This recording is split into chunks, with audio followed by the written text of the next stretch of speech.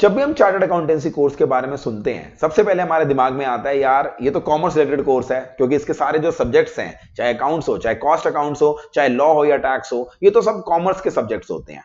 तो which leads us to the doubt, क्या सिर्फ और सिर्फ एक ऐसा स्टूडेंट जिसका 12th क्लास में कॉमर्स बैकग्राउंड है, सिर्फ वही सीए कोर्स को स्टार्ट कर सकता है? या नॉन कॉमर्स बैकग्राउंड वाले बच्चे, जैसे कि साइंस बैकग्राउंड वाले जिनके पास फिजिक्स केमिस्ट्री थी, या ह्यूमैनिटीज कोर्स वाले, आर्ट्स वाले बच्चे, ये भी सीए स्टार्ट कर सकते हैं? सिर्फ इसी डाउट को मैं इस वीडियो के अंदर एड्रेस करूंगा। अगर आप भी एक ऐसे स्टूडेंट हैं जो नॉन कॉमर्स बैकग्राउंड के हैं, या आप ऐसे किसी स्टूडेंट को जानते हैं, this is the video for you. I guarantee you by the end of this video आप ना सिर्फ इस डाउट को क्लियर कर पाएंगे, बल्कि मैं उसके हर एस्पेक्ट को, उसके प्रोज एंड कॉन्स को भी डिस्कस करूंगा। एंड याद रखिएगा, वीडियो के लास्ट में अपना ओपिनियन, अपने सजेशन भी दूंगा। तो अगर आपने एक बार ये वीडियो देख ली, इस टॉपिक पे आपको पूरे YouTube पे कोई और वीडियो देखने की जरूरत नहीं है, ये मेरी गारंटी है। हाय, मेरा नाम है सीए संचित ग्रोवर और हमारे चैनल का नाम है सीए नॉलेज पोर्टल। इस चैनल पे हम सीए रिलेटेड सारी गाइडेंस और वीडियोस आपको प्रोवाइड करते हैं। तो अगर आपको इस चैनल से, इस वीडियो से हमें वैल्यू एडिशन मिलती है, तो हमारे इस चैनल को जरूर सब्सक्राइब करिएगा और इस वीडियो को लाइक भी करिएगा, ताकि हम और ऐसा वैल्यूएबल कंटेंट आपके लिए बना सकें। चलिए, without wasting time, let's get started. सबसे पहली बात, सीए के अंदर एंटर करने के दो रूट्स होते हैं। पहले तो आप ये समझ लो, फिर दोनों रूट्स के अंदर मैं नॉन कॉमर्स बैकग्राउंड के बच्चों के बारे में बात करूंगा।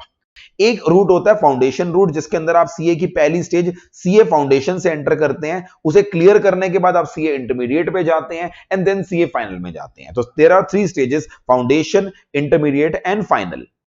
दूसरी रूट होती है जहां पर आप डायरेक्ट एंट्री रूट बोलते हैं। यहां पर आप फाउंडेशन को स्किप करके डायरेक्टली सीए इंटर में एडमिशन लेते हैं एंड उसके बाद आप सीए फाइनल में जाते हैं। यानी डायरेक्ट एंट्री रूट में फाउंडेशन नाम की कोई चीज नहीं होती। अच्छा सर, ये तो बहुत बढ़िया रूट लग रहा है सुनने में। ये रूट सिर्फ उन्हीं के लिए होता है जो ऑलरेडी अपनी ग्रेजुएशन कंप्लीट कर चुके हैं। जो 12th क्लास के बाद आ रहे हैं सीए कोर्स के अंदर, उनके लिए फाउंडेशन रूट है, और जो ग्रेजुएशन कंप्लीट करने के बाद आ रहे हैं, उनके लिए डायरेक्ट एंट्री या फाउंडेशन एग्जेम्प्ट हो जाएगा। अब दोनों के अंदर डिस्कस करते हैं।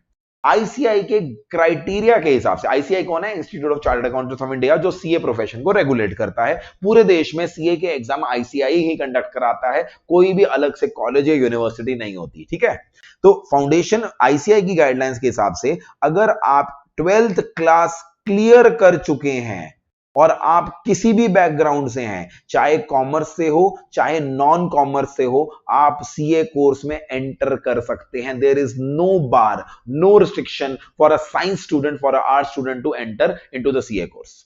क्राइटेरिया एग्जैक्टली सेम रहेगा। अगर आप कॉमर्स बैकग्राउंड से हो तो भी 12th में पास होने चाहिए, यानी मिनिमम वो 33% जो मार्क्स होते हैं वही होने चाहिए। साइंस वालों के लिए भी और आर्ट्स वालों के लिए भी क्राइटेरिया में कोई चेंज नहीं है। तो there is legally no bar, right? Similarly direct entry की बात करूं, डायरेक्ट एंट्री उनके लिए होती है जो अपनी ग्रेजुएशन कंप्लीट कर चुके हैं एंड उसके अंदर ग्रेजुएशन में उनके मिनिमम 55% मार्क्स आए हैं। मगर इकलौता चेंज जो आता है ना, अगर आप एक नॉन कॉमर्स स्टूडेंट हो तो 55 की जगह क्राइटेरिया 60% हो जाता है। That is the only change. तो थोड़ा सा बार हाई कर देते हैं। अगर आपने बीएससी, बीसीए कोई ऐसा कोर्स कर रखा है तो आपके मिनिमम क्राइटेरिया थोड़ा सा चेंज हो जाएगा। अदरवाइज आप दोनों रूट से सीए कोर्स के अंदर एंटर कर सकते हैं। अब एंटर करने का तरीका तो मैंने आपको बता दिया। अब अगला सवाल है, एंटर करने पे क्या फायदे हैं, क्या नुकसान है? पहले तो मैं आपको बता देता हूं कि हमारे पास डिफिकल्टीज क्या होंगी। अगर हम नॉन कॉमर्स बैकग्राउंड के हैं तो हम यहां पर डिफिकल्टी कौन कौन सी होगी? पहली डिफिकल्टी हमारी ये होगी दैट बाकी सारे बच्चे जो 12th क्लास के बाद आए हैं, उनके पास ऑलरेडी अकाउंट्स की, इकोनॉमिक्स की और बिजनेस स्टडीज की नॉलेज है। आप अगर साइंस बैकग्राउंड से हो तो मैथ्स तो उल्टा आपका ज्यादा अच्छा होगा, मैं एज्यूम कर रहा हूं। बट ये सब्जेक्ट ऐसे हैं जो कॉमर्स बैकग्राउंड में होते हैं, इनकी थोड़ी सी preliminary knowledge already commerce student को होती है।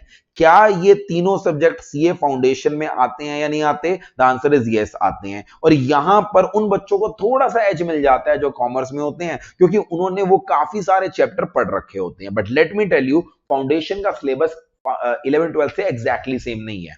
ये काफी एडवांस लेवल की चीजें हैं। तो अगर आप यहां पर वो बेसिक चीजें डिस्कस कर लेते हो, बेसिक अकाउंटेंसी, बेसिक इकोनॉमिक्स जो 11th क्लास की होती है, वहां पर थोड़ा सा एक्स्ट्रा एफर्ट कर देते हो, तो वो जो एक्स्ट्रा एज कॉमर्स बैकग्राउंड वाले बच्चों के पास है वो एज खत्म हो जाएगी। तो क्या हमें थोड़ी सी डिफिकल्टी आएगी स्टार्टिंग में? The answer is yes. But मेरा सजेशन ये है, इस डिफिकल्टी को ओवरकम करने के लिए आपको दो काम करने हैं। पहला काम, इससे पहले कि आप सीए के अंदर एंटर करें, आपको कुछ 11th 12th क्लास की बेसिक नॉलेज इकट्ठी करके आनी है अकाउंट्स वगैरह की, जो कि मेरे हिसाब से यूट्यूब पे फ्रीली अवेलेबल है आज की डेट में। कोई भी यूट्यूब चैनल पकड़िए 11th 12th क्लास का, उसके अंदर बेसिक जो रिवीजन लेक्चर्स होते हैं ना, उनमें अकाउंटेंसी, बिजनेस स्टडीज और इकोनॉमिक्स, बिजनेस स्टडीज ना भी करो तो भी इकोनॉमिक्स के बारे में पढ़ के आ जाओ और इसके बारे में, और बेसिक नॉलेज आपकी हो जाएगी। बेसिक नॉलेज से क्या होगा, जब आप क्लास में बैठोगे तो आपको एक इंफीरियोरिटी कॉम्प्लेक्स नहीं होगा कि अरे भाई इनको तो बहुत कुछ आता है, मुझे नहीं आता।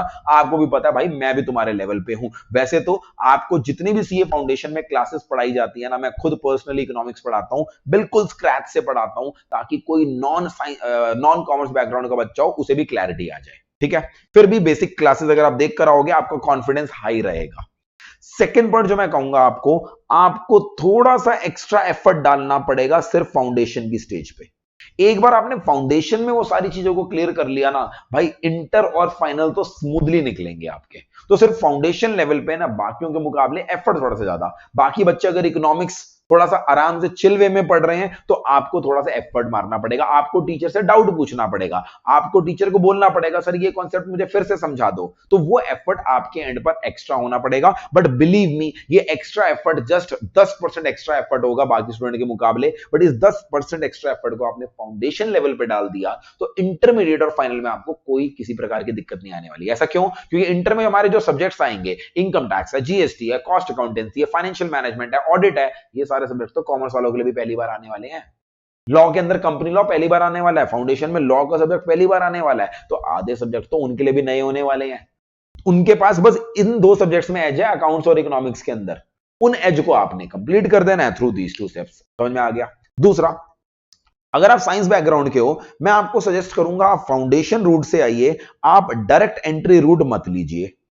ऐसा मैं क्यों बोल रहा हूं? क्योंकि आपने भाई 11th 12th क्लास साइंस या आर्ट्स बैकग्राउंड से कर दी, आपने ग्रेजुएशन भी उससे कर ली, अब आप सीधा सीए इंटरमीडिएट में आओगे ना, तो कभी भी accountancy, economics, basics of law, ये सारी चीजें तो पढ़ ही नहीं पाओगे ना। तो डायरेक्ट एंट्री से सीधा आपने अगर एंट्री मारी सीए इंटरमीडिएट में, वहां पर आपको दिक्कत आएगी। तो इस चीज को जरूर ध्यान रखिएगा। मेरे हिसाब से direct entry is a strict no for you. What you need to do is you should enter through CA foundation. ठीक है जी, समझ में आ गया? अब सर क्या ये वर्थ इट है सीए में आना, और क्या ऐसे पास्ट में एग्जांपल्स रहे हैं जो साइंस बैकग्राउंड से या आर्ट्स से आए हैं और सीए बने हैं? The answer is yes, there are so many examples.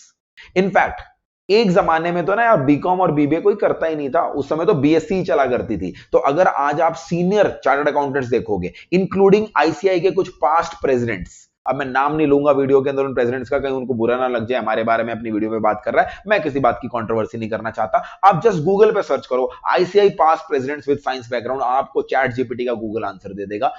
भाई वो आईसीआई के प्रेसिडेंट बने हैं साइंस बैकग्राउंड से, तो सीए बने नहीं है, प्रेसिडेंट बने हैं।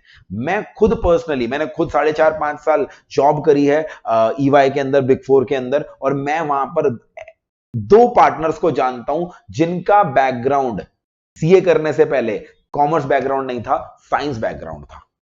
ठीक है, तो I have personally met people जो इन्होंने साइंस बैकग्राउंड से किया और सीए कोर्स में वो बहुत सक्सेसफुल हुए हैं। तो आप ये बिल्कुल भी इंफीरियोरिटी कॉम्प्लेक्स मत लीजिए कि अरे यार ये कॉमर्स वालों को कुछ एक्स्ट्रा आता है। आपको बस थोड़ा सा एक्स्ट्रा एफर्ट डालना है, वो भी फाउंडेशन लेवल पे, and then the entire journey is going to be very very smooth because the subjects are going to be new for everyone.